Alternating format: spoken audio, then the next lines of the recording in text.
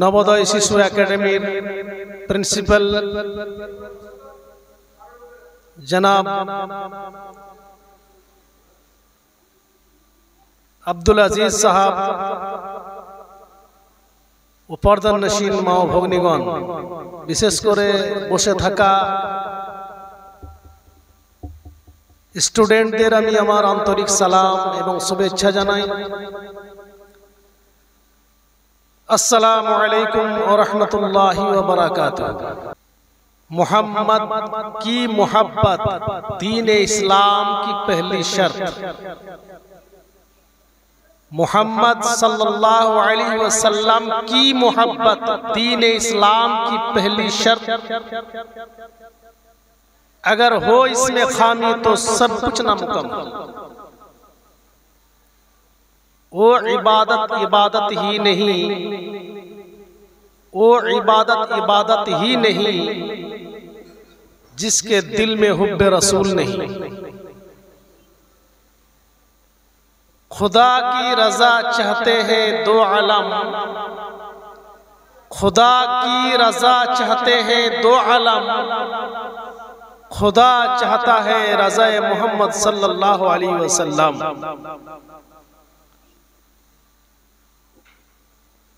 मुअज़्ज़ज़ सामईन इकराम, कुची काचा বাচ্চাদের আমি অশেষ ধন্যবাদ জ্ঞাপন করছি যে তারা মাগরিবের পর থেকে খুব সুন্দরভাবে বসে আছে এবং এই প্রোগ্রাম খুব সুন্দরভাবে একের পর এক যিনারা বক্তব্য রাখলেন। আমার মনে হয় তাদের মনটা খুব উল্লাস উৎফুল্ল হয়ে আছে, কারণ নাথ শরীফ আমরা শুনলাম শায়রে ইসলামের কাছ থেকে। ইউটিউবার, শুধু শায়রে ইসলাম বলা যাবে না, উনি একজন ইউটিউবার। ওনার কাছ থেকে আমরা নানান ধরনের নাথ শরীফ, মানকাবাত। মানকাবাত কাকে বলা হয়? যেগুলো কোনো ব্যক্তির নামে, কোনো আল্লাহ ওয়ালার নামে পড়া হয় তাকে মানকাবাত বলা হয়। নাতে রাসূল, নাত শুধু রাসূলুল্লাহ সাল্লাল্লাহু আলাইহি ওয়াসাল্লামের প্রতি পড়ানো হয়, তিনাকে লক্ষ্য রেখে সেটাকে নাত বলা হয়। হামদ বলা হয় আল্লাহ তাবারক ওয়া তাআলার প্রশংসাটাকে হামদ।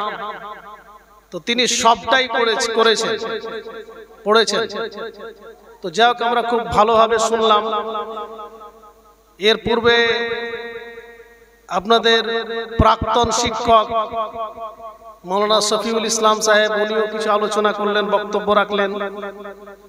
তারপর বর্তমান শিক্ষক আপনাদের, উনিও আপনাদের সামনে কিছু আলোচনা করলেন। খুব সুন্দরভাবে আপনাদেরকে বোঝাবার চেষ্টা করেছেন এবং ধন্যবাদ জানাই আমাদের যিনি অসুস্থ ব্যক্তি, আমাদের চাচা। আমি বাচ্চা থেকে দেখছি, আমি যখন দেখছি তখন এদের সমান বাচ্চা ছেলে, এই যে বসে আছে ছেলেটা, সেই সময় থেকে আমি দেখি আমাদের গ্রামের পাশে, গ্রামের ডিহা মসজিদে তিনি ইমামতি করতেন। তিনি 34 বছর মসজিদের ইমামতি করেছেন, একটা মসজিদে, প্লাস মাদ্রাসায় পড়িয়েছেন। তো যাই হোক, আল্লাহর ইচ্ছা তিনি একটু অসুস্থ হয়ে গেছেন, প্যারালাইসিস তেনার হয়ে গেছিল। বাঁচারই কথা ছিল না, আল্লাহ তিনাকে হায়াত দান করেছেন। কথা মুখ দিয়ে বার হচ্ছিল না, কথা বলতে পারছে না ঠিকঠাক, কথা কেটে কেটে যাচ্ছে। যখন সূরা ফাতিহাটা পড়লো কত সুন্দর লাগলো, নাথ শরীফ পড়লো তাও সুন্দর লাগলো। এটা আল্লাহর কুদরতি ক্ষমতা, বলো সুবহানাল্লাহ। এগুলো আল্লাহর কুদরতি ক্ষমতা।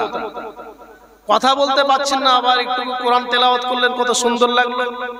এবং নাথ শরীফ পাঠ করলেন তাও ভালো লাগলো, মৌলুদে পাক পড়লেন তাও ভালো লাগলো।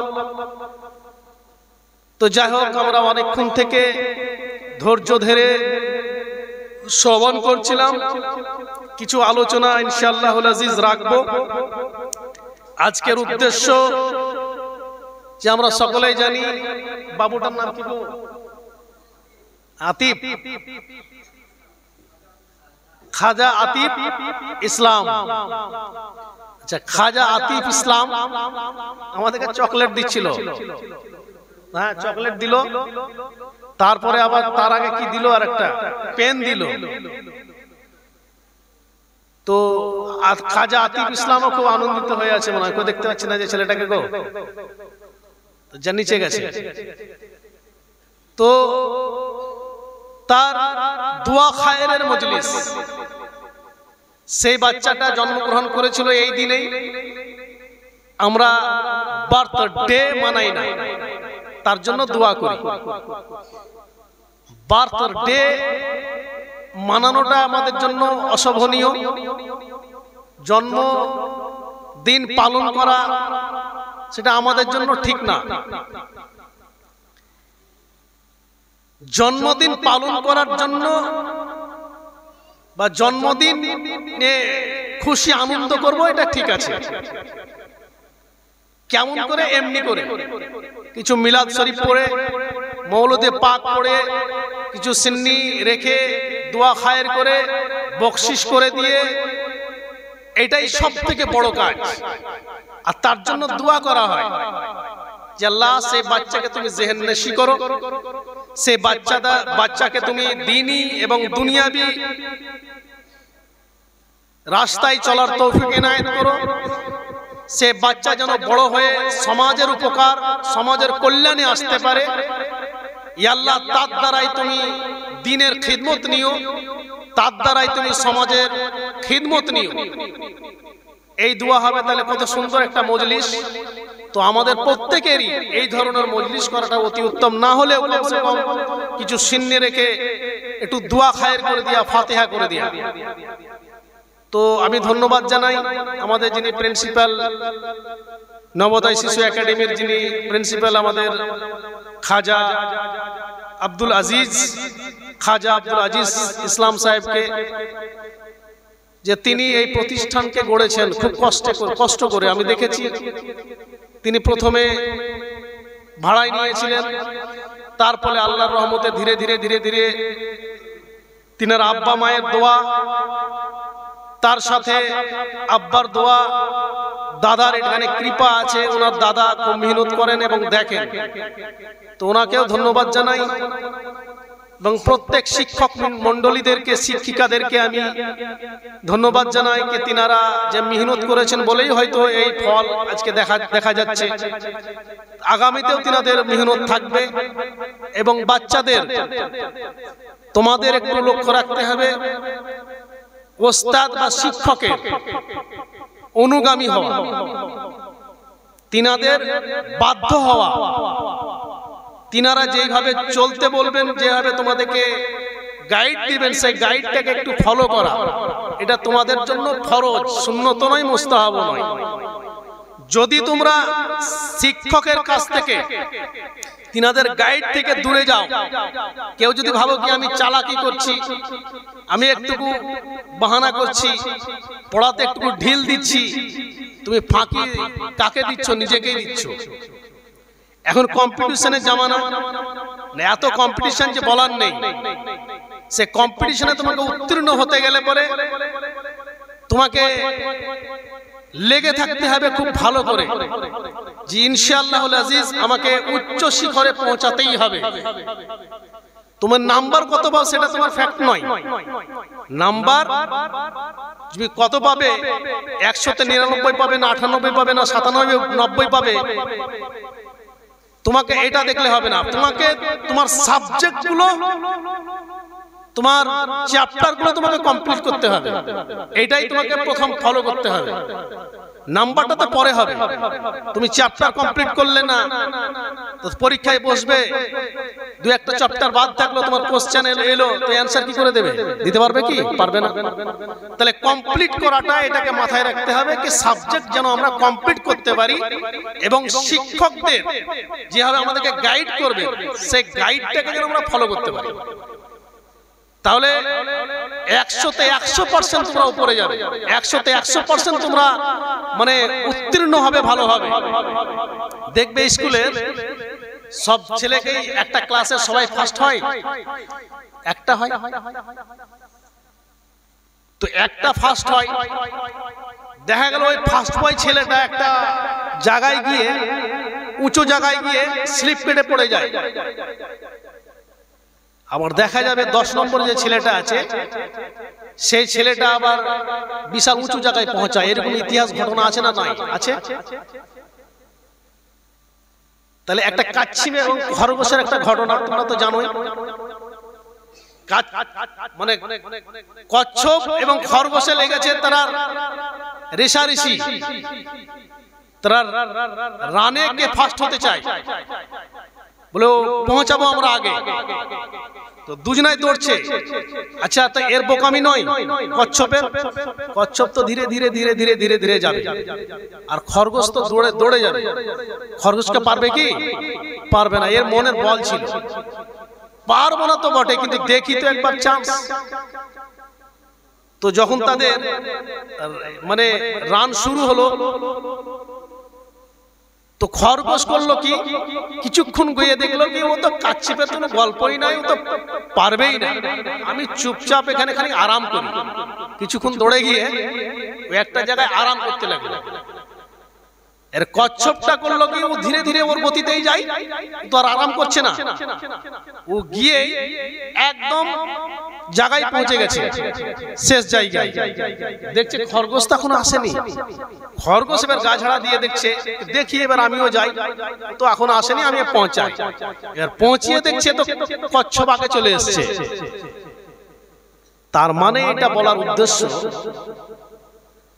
যে তুমি ফার্স্ট বয়, তুমি কোনো তুমি তোমার যে জুনিয়র আছে বা সিনিয়র আছে তাদেরকে তোমার থেকে হয়তো কম নাম্বার পায়, বা তোমার ক্লাসে আছে, তাদেরকে কখনোই ছোট মনে করবে না।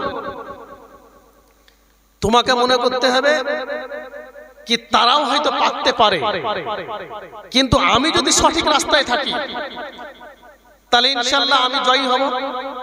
তো কচ্ছপ যদি, খরগোশ যদি না আরাম করতো, যদি ও গতিতে বেরিয়ে যেত, তাহলে ফার্স্ট তো তাই সেই হতো না। তো এইরকম আমাদের মধ্যে কিছু স্টুডেন্ট থাকে এরকম ধরনের।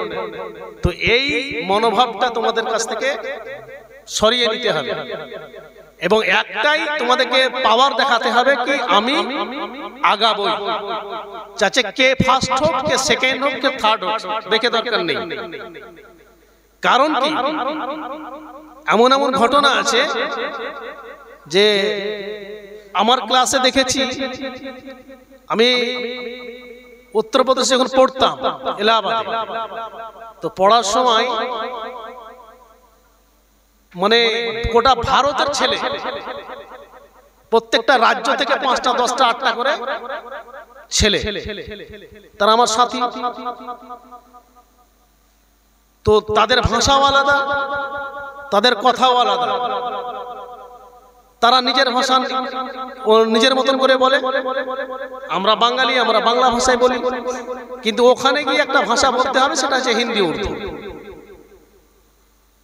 তো অতগুলো ছেলের মধ্যে আমাদের একজন ফার্স্ট বয়, একজন স্টুডেন্ট ছিল। তো সে ফার্স্ট বয়ের প্রচন্ড তার দিমাগ ছিল, এত দিমাগ ছিল যে সে মনে করতো কি আমি রাজা বাদশাহ। কিছু ছেলে এরকম হয়।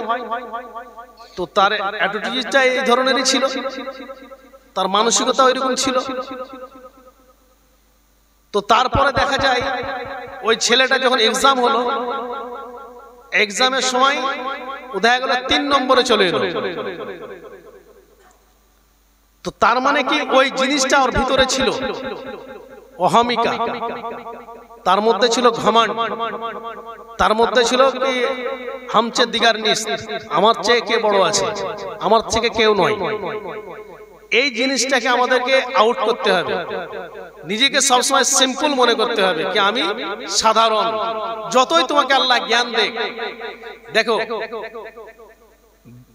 সবাইরই ব্রেন আইকিউ সবাই সমান নয়। আল্লাহ কাউকে হাই করে দেয়, কাউরি লো করে, কাউরি মিডিয়াম করে। কিন্তু তোমার মেহনতে তোমাকে রং নিয়ে আসবে, তোমার মেহনত তোমাকে আল্লাহ তোমার মেহনতটাকে কবুল করবে, এটা মাথায় রাখতে হবে। অনেক স্টুডেন্ট আছে কি তো পড়া হয়তো ঠিকঠাক উনি সে বুঝতে পারে না, বা ঠিকঠাক মুখস্থ জ্ঞান তার কম আছে, এরকম যারা আছে আমি তাদেরকে বলি তোমরা একমাত্র মেহনত করবা। সে 2 ঘন্টা পড়ে পুরো চ্যাপ্টার ক্লিয়ার করবে, আর তুমি 8 ঘন্টা পড়ো, তোমার ক্লিয়ার হবেই হবে ইনশাআল্লাহ। তো এটাকে মাথায় রাখতে হবে। ও 2 ঘন্টা পড়ছে, ওর জন্য আল্লাহর রহমত 2 ঘন্টাতে ঠিক আছে, কিন্তু আমার জন্য 8 ঘন্টা, এই 8 ঘন্টা মাথায় রাখতে হবে, ঠিক আছে? তো আমাদেরকে এইভাবে তৈরি হতে হবে, পিতামাতার মুখ আমাদেরকে উজ্জ্বল করতে হবে, আমাদেরকে উচ্চ শিখরে যেতে হবে, সমাজের সেবা করতে হবে, চাকরি করতে হবে তাই নয়। অনেকে চাকরিতে অনীহা আছে, অনেকে আবার চাকরি করবই এরকম থাকে। তুমি যদি স্কিল শিখে নাও, তোমার স্কিল যদি ঠিক থাকে, তাহলে পরে তুমি জেনে নাও তুমি চাকরিতে কোন একটা সরকারি যদি চাকরি পাও, বলে পশ্চিমবঙ্গ সরকারের ম্যাক্সিমাম বেতন দেবে 1 লক্ষ টাকা, খুব ভালো বেতন হলে। এসডিও বিডিও কত দিবে? 1 লক্ষ টাকা, 1.5 লক্ষ টাকা, তার বেশি তো নয়। কিন্তু এইরকম স্কিল জাননেওয়ালা, মাধ্যমিক ফেল করনেওয়ালা ব্যক্তি তারা অনেক ইনকাম করে। মান্থলি হয়তো 10 লাখ কামায়, মান্থলি হয়তো 20 লাখ কামায়, 1 কোটি কামায়, 2 কোটি কামায়, 100 কোটিও কামায়, এরকম লোক আছে। যাক, আমি তোমাদেরকে কেবলমাত্র একটু ছোঁয়া দিলাম এই কারণে তোমাদের পড়ার আগ্রহটা যেন বাড়ে, পড়ার প্রতি ভালোবাসা যেন থাকে। এই পড়ার প্রতি যদি ভালোবাসা থাকে তাহলে নিশ্চয় তোমরা এগিয়ে যাবা। আর আমাদের দোয়া থাকবে আল্লাহ তাবারক ওয়া তাআলা তোমাদেরকে বড় করুক। তোমরা যে বাচ্চাগুলো আছো, আমাদের মুসলিম যে ছেলেগুলো আছে এবং হিন্দু যে ছেলে মেয়েগুলো আছে, প্রত্যেকের জন্য আশীর্বাদ এবং দোয়া। তোমরা এগিয়ে যাও, তোমাদের শিক্ষকদের মেহনত তোমাদেরকে যেন রং নিয়ে আসে, এটা তোমাদেরকে চেষ্টা করতে হবে। আর পিতামাতার যে আশাই তোমাদেরকে দিয়েছে, সেই আশাটাকে তোমাদেরকে পূর্ণ করতেই হবে। তোমরা ভালোভাবে পড়ো, মানুষ হবে। আল্লাহ তাবারক ওয়া তাআলা আমাদের প্রত্যেককে বোঝার এবং সঠিকভাবে চলার জন্য তৌফিক ইনায়েত করো। সকলে বলো আমিন, আমিন ইয়া রাব্বাল আলামিন, ইয়া রাব্বাল আলামিন। বেওসিলাতে সাইয়্যিদুল মুরসালিন, বেওসিলাতে সাইয়্যিদুল মুরসালিন। যাক, আমি দরুদ শরীফ পড়ি, তারপরে যে আয়াতে কারিমা তেলাওয়াত করেছি ইনশাআল্লাহ সেদিকে একটু এগিয়ে যাব, তারপরে বক্তব্য ইতি করব। আমার জীবনের কিছু ঘটনা তোমাদেরকে একটু তুলে ধরি, তাহলে তোমরা আরো ভালো পরিষ্কার হতে পারবে। আমি ক্লাস 5 এ পড়া ছেলে, যাত্রা হাই স্কুলে পড়তাম। 5 এর ছেলে মানে ক বছরের? 10-12 বছর হবে এদের মতন যে বসে আছে ছেলেগুলো যারা 5 এ পড়ছে। তাহলে হাফ প্যান্ট পরে স্কুল যেতাম। আর আমার বাড়ি হচ্ছে ডিহা, তো ডিহা থেকে হেঁটে যেতাম 3 কিলোমিটার রাস্তা, ঠিক রাস্তার ধারে ধারে হেঁটে যেতাম।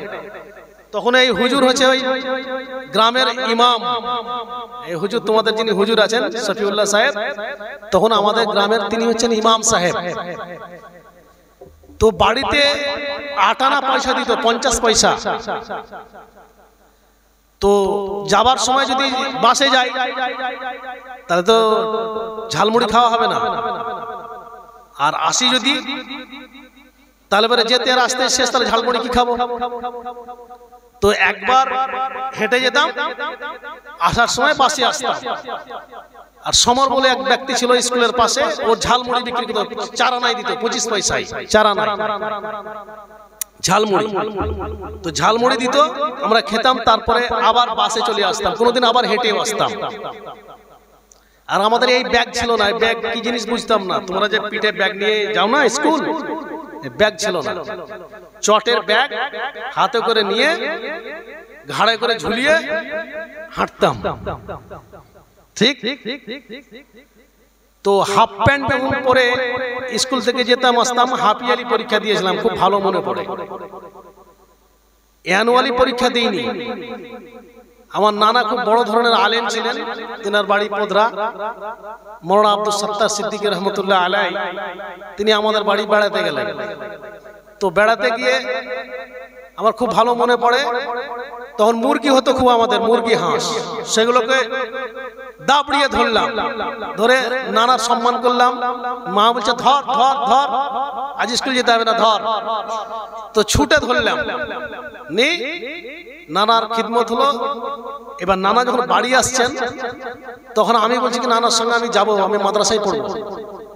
তখন পালহন বাবার ওখানে জঙ্গল ছিল, সে জঙ্গলে একটা মাদ্রাসা, মানে ছোট্ট মতন টালির মাটির ছিল, দুটো রুম।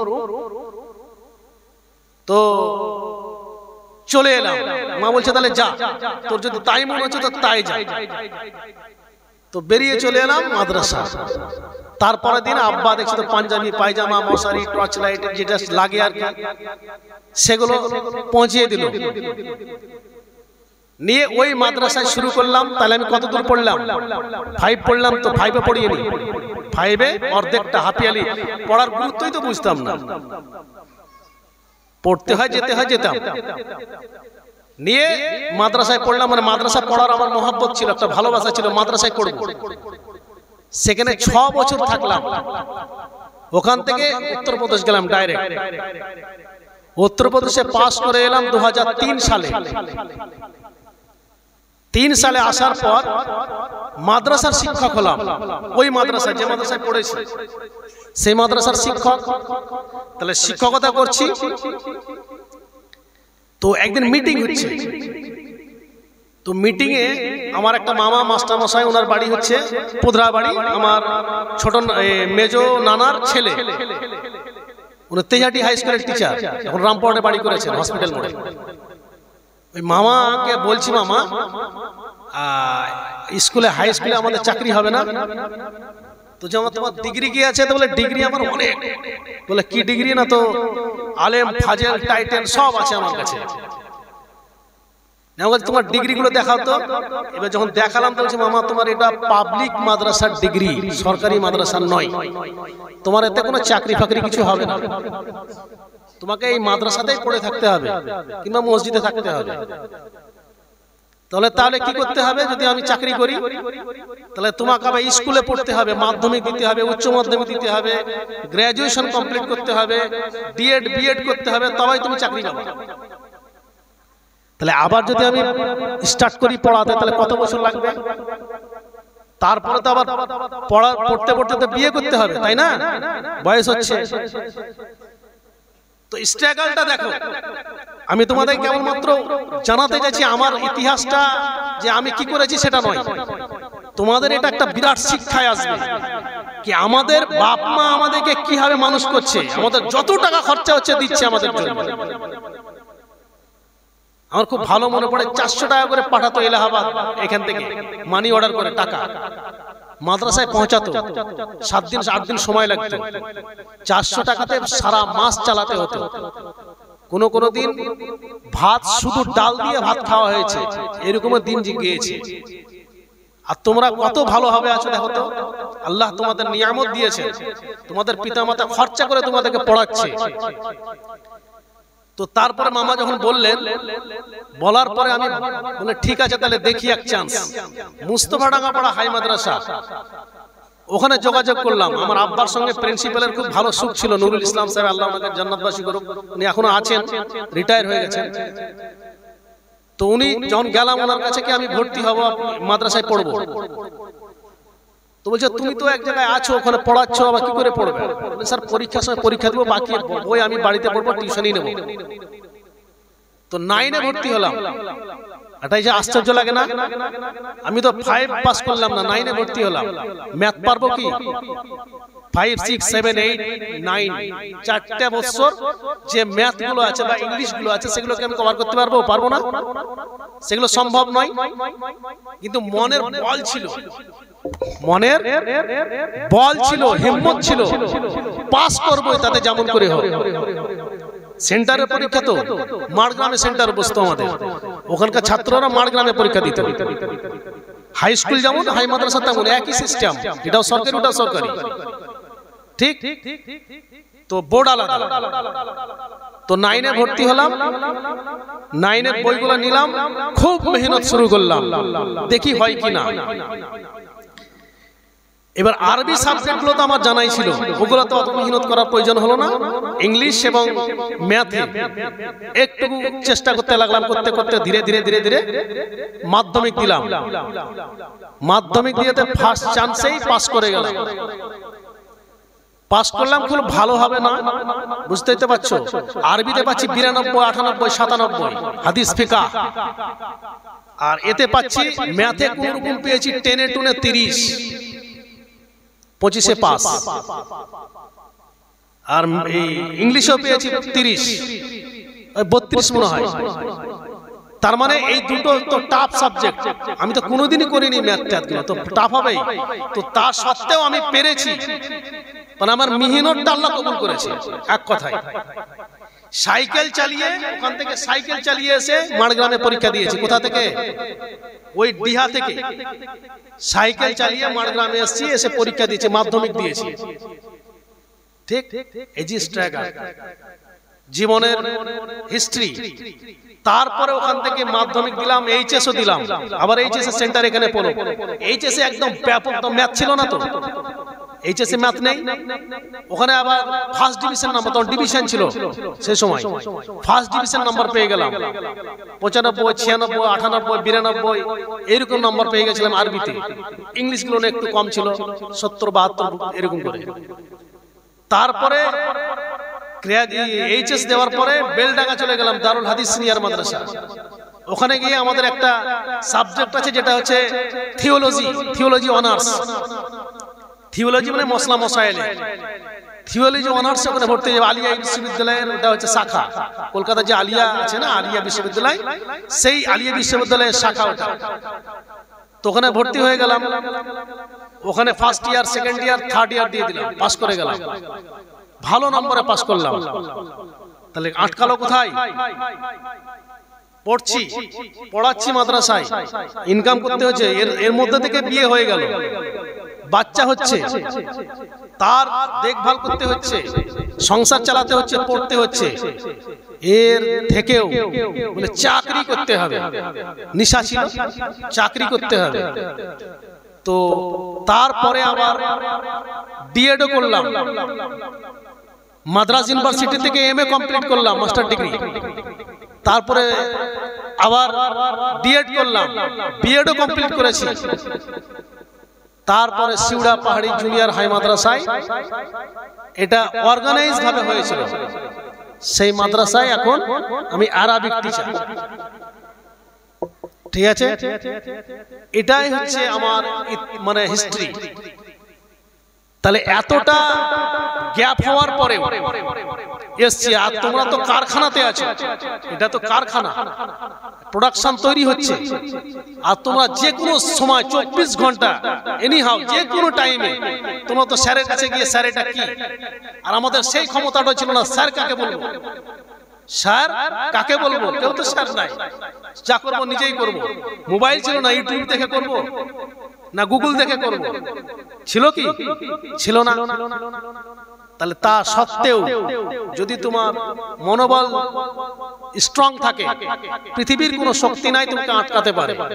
এই মনোবল শক্তি নিয়ে এগিয়ে যেতে হবে। যাক, আল্লাহ তাবারক ওয়া তাআলা তোমাদের ভিতরে যেন সেই জজবা, সেই হিম্মত যেন দেয়।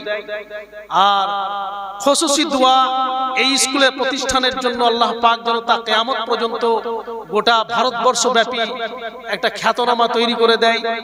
ভারতবর্ষ ব্যাপী যেন এই শিক্ষা প্রতিষ্ঠানের মানে হাসাক জ্বলে উঠে, তার জন্য আমরা দোয়া করব। রব্বুল আলামিন আমাদের নাচিস বান্দাদের দোয়া যেন কবুল করেন, সকলে বলো আমিন। তার সাথে আমি আয়াতে কারিমা তেলাওয়াত করেছি, একটু তোমাদের আলোচনা করি হাদিস কোরআন নিয়ে, তারপর ইনশাআল্লাহ শেষ করব। আয়াতে কারিমা তেলাওয়াত করেছিলাম, ইন্নাদ দীনা ইনদাল্লাহিল ইসলাম, আল্লাহর নিকটে সবথেকে মনোনীত ধর্ম হচ্ছে ইসলাম। কি? ইসলাম। আচ্ছা, ইসলামে এমন কোন কাজ নেই যার কোনো ত্রুটি পাওয়া যাবে, ভুল। ইসলামে ভুল বলে কোনো জায়গা এখন পর্যন্ত নেই। কিয়ামতের সকল কেউ বার করতে পারবে না। কেউ ভুল করে মুসলমান হয়ে, সেটা আলাদা কথা। তাহলে ইন্নাদ দীনা ইনদাল্লাহিল ইসলাম, আল্লাহর নিকটে সবথেকে মনোনীত ধর্ম হচ্ছে ইসলাম। আর যিনি ইসলামকে কায়েম করেছেন, আল ইয়াউমা আকমালতু লাকুম দীনাকুম ওয়া আতমামতু আলাইকুম নি'মাতি ওয়া রাদিতু লাকুম ইসলামে দীনান। আল্লাহ তাবারক ওয়া তাআলা বলছেন, হে আমার রাসূল, হে আমার হাবিব, আপনার দ্বীন মুকাম্মাল হয়ে গেল, আপনার দ্বীন কমপ্লিট হয়ে গেল, আপনার জন্য আমি রাজি খুশি হয়ে গেলাম, এতে আমি রাজি এবং খুশি আছি। আল্লাহ রাসূলকে আল্লাহ বলছেন। পূর্ব থেকে পশ্চিম, উত্তর থেকে দক্ষিণ, গোটা পৃথিবীতে ইসলামের ডঙ্কা বাজিয়েছিলেন কয় বছরে আল্লাহ রাসূল সাল্লাল্লাহু আলাইহি ওয়াসাল্লাম? 13 বছর মক্কায়, মদিনায় 10 বছর, 13 আর 10 কত? 23 বছরে। 23 বছরে চীন পর্যন্ত ইসলামের ডঙ্কা বাজিয়েছিলেন। তখন না কোনো মিডিয়া ছিল, না কোনো যানবাহনের সেই ব্যবস্থা ছিল, কিন্তু তা সত্ত্বেও গোটা পৃথিবীতে ইসলামের ডঙ্কা বাজলো এই কারণে আল্লাহ রাসূল সাল্লাল্লাহু আলাইহি সাল্লামের চরিত্র ছিল কেমন? ইন্নাকা আলা খুলুকিন আযীম। আল্লাহ বলেন, হে নবী, আপনার চরিত্র অতি উত্তম, যে আপনার চরিত্রের সঙ্গে পৃথিবীর কোন চরিত্র মানে একত্রিত করে এক করে গোটা পৃথিবীর মানুষের চরিত্রকে যদি এক করা যায়, আর আপনার চরিত্রকে যদি এক পাল্লায় রাখা যায়, তো আপনার চরিত্র ভারী হবে, পাল্লায় ভারী হয়ে যাবে। বলো সুবহানাল্লাহ। এত আল আমিন নবী ছিলেন। একটা ঘটনা বলে দিই, কেমন আল আমিন নবী ছিলেন। আল্লাহ রাসূল সাল্লাল্লাহু আলাইহি ওয়াসাল্লাম এর দরবারে কিছু ইহুদি গেল। ইহুদি তারা গিয়ে আল্লাহ রাসূল সাল্লাল্লাহু আলাইহি ওয়াসাল্লামের কাছে আশ্রয় নিল। আমরা আজকে আছি আপনার এখানে, আমাদেরকে একটু পানাহা দেন, জায়গা দেন। তো তারা তো অমুসলিম ছিল, তাই না? ইসলামটা কেমন একটু দেখো। পানাহা আল্লাহ রাসূল সাল্লাল্লাহু আলাইহি ওয়াসাল্লাম পানাহা তো দিলেন, থাকার জন্য জায়গা দিয়ে দিলেন এবং খাবারের ব্যবস্থাও করলেন। তারা রাত্রে খাওয়া দাওয়া করলো, আশুদা করে পেট ভরে তারা খেলো। রাত্রে বেলায় তারা শুলো। আল্লাহর রাসূলের পবিত্র বিছানায় তারা বমি পায়খানা করে দিয়েছিল। মানে এত খেয়েছিল, খাবারটা বদহজম হয়ে গিয়ে মানে পুরো বিছানাটাকে খারাপ করে দিয়েছিল। সকাল বেলা হলো, তারা দেখলো ভোর ভোর, এই তো আমরা কাজ খারাপ করে দিয়েছি, যদি দেখে তাহলে তো আমাদেরকে মারধর করবে হয়তো। তারা সকাল সকাল ভোর ভোর বেরিয়ে পালিয়ে গেল। আল্লাহ রাসূল সাল্লাল্লাহু আলাইহি সাল্লাম সকালে এসে দেখছেন, কই দেখি মেহমানগুলোকে। দেখছো তো তারা তো নেই, বিছানায় দেখছে তো দুর্গন্ধ অবস্থা, পায়খানায় আর বমিতে ভর্তি। আল্লাহ রাসূল সাল্লাল্লাহু আলাইহি ওয়াসাল্লাম তিনি নিজের কুদরতি কি বলবো রহমতের হাতে, রহমতি জান্নাতি হাতে ইহুদির পায়খানাগুলোকে পরিষ্কার করছিলেন। ইহুদিরা কিছুক্ষণ যাওয়ার পরে দেখলো আমরা যে তলোয়ার রেখেছিলাম, তখন তো মানুষ যেখানে যেত একটা করে তলোয়ার রাখতো নিজের আত্মরক্ষার জন্য। তো তলোয়ারটা ভুলে গেছে বলে আবার যাই দেখি, তারা ঘুরে আবার আসছে, চুপি চুপি আসছে। এসে দেখছি তলোয়ারটা যদি কেউ না থাকে তো নিয়ে আমরা পালিয়ে যাব। তো যখন তলোয়ার নিতে আসছে, এসে দেখছে তো রাহমাতাল লিল আলামিন দো জাহানের বাদশা নিজের হাতে পরিষ্কার করছে। তারা দেখে আশ্চর্য হয়ে গেল, এত বড় মহামানব। তো আল্লাহ রাসূল বলছে, এসো এসো এসো এসো, তোমরা তরোয়াল ভুলে গেছো, নাও না তোমরা তরোয়ালটা নাও, তোমরা তরোয়াল নিয়ে বাড়ি যাও। এরা আশ্চর্য হয়ে গেল, আমরা এত বড় কাজ করলাম, জঘন্য কাজ করলাম, তবু আমাদেরকে কোনো কথা বললেন না, কোনো খারাপ কিছু আমাদেরকে প্রয়োগ করলেন না। কি আশ্চর্য হয়ে গেল। আশ্চর্য হয়ে তারা মনে মনে করলো, এ মহামানব, চলো এর সান্নিধ্য আমাদেরকে লাভ করতে হবে। তারা আল্লাহর আবার ঘুরতি পাকে এসে তরোয়ালটা আল্লাহ রাসূলের কদম মুবারকে ফেলে দিয়ে বলছে, আপনার দ্বীনটাই হচ্ছে সত্য, আপনার দ্বীনই হচ্ছে প্রকৃত, আপনি আজকে আপনার দ্বীনে আপনার ধর্মে আমাদেরকে কবুল করে নিন। আল্লাহ রাসূল সাল্লাল্লাহু তাআলা আলাইহি ওয়াসাল্লাম তাদেরকে কলমা পড়িয়ে মুসলমান করে নিলেন। বলো সুবহানাল্লাহ। गालियां सुनकर दुआएं दी बादशाही में फकीरी की, গাল শুনে দোয়া দিয়েছেন আর বাদশাহীতে ফকিরি করেছেন, এটা ইসলাম। আর তার জন্য গোটা পৃথিবী জুড়ে ইসলামের ডঙ্কা বেজেছে এবং ইসলাম গোটা বিশ্ব জুড়ে প্রত্যেকটা জায়গায় আছে। এটা আল্লাহ তাবারক ওয়া তাআলার রহমত। কিন্তু আমরা আমাদের কর্মটা হয়তো সঠিক করতে পারছি না।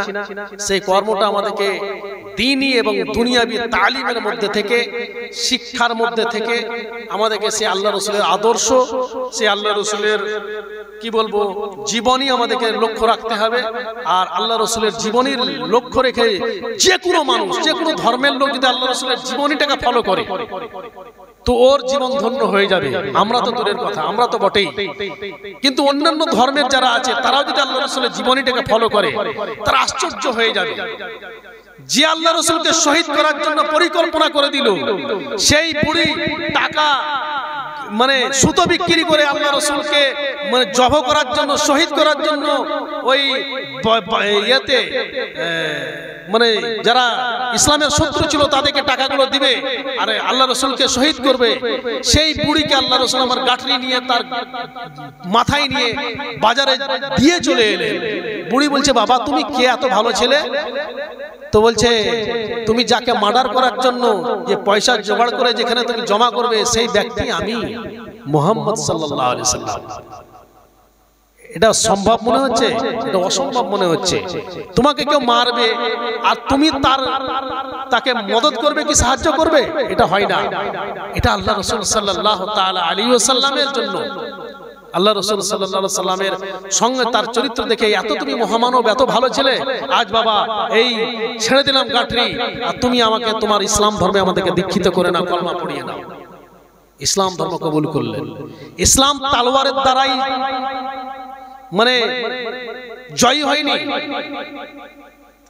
বন্দুকের দ্বারাই হয়নি।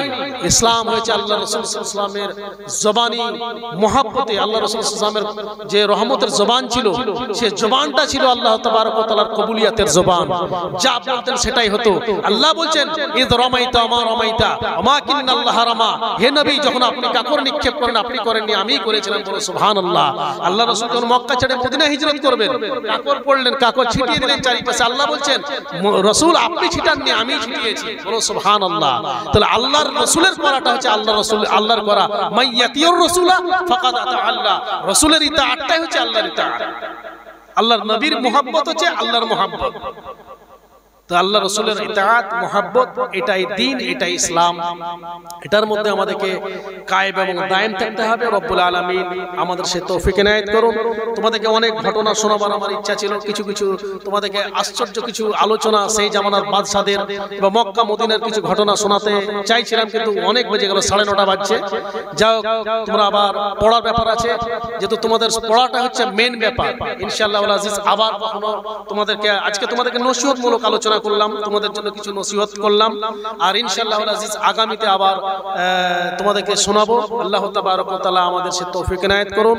আমরা যেন সঠিকভাবে পড়ে মানুষের মতো মানুষ হয়ে আমরা যেন দুনিয়ায় জীবনযাপন করতে পারি, পিতা মাতার আমরা যেন গর্ব তৈরি হতে পারি। আল্লাহ তাবারক ওয়া তাআলা সে তৌফিক ইনায়েত করুন। আর রব্বুল আলামিন মাওলাই কাদির আজকের যে মাহফিল, সে মাহফিলকে যেন আল্লাহ কবুল করেন। আমিন। ওয়া আখিরু দাওয়ানা আলহামদুলিল্লাহি রাব্বিল আলামিন। আসসালামু আলাইকুম ওয়া রাহমাতুল্লাহি ওয়া বারাকাতুহু। উঠকার মোমিন তাজমি আহমদ के लिए